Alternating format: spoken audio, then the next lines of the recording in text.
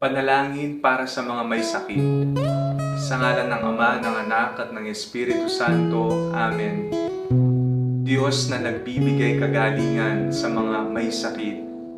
Panginoon na nagbibigay ng lakas upang makayanan ang pang-araw-araw na pamumuhay namin. Lumalapit po kami sa inyo sapagkat alam po namin ang lahat ng sakit, lahat ng pagod, lahat ng mga aming nararamdaman sa aming katawan, ito man ay pisikal, mental, o maging espiritual, ay yung bibigyan ng lunas. Kayo na pong bahala sa amin.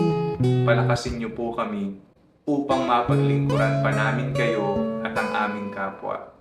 Itinataas po namin ang lahat-lahat sa inyo. Alam niyo po ang makabubuti sa amin. Pagalingin niyo na po kami.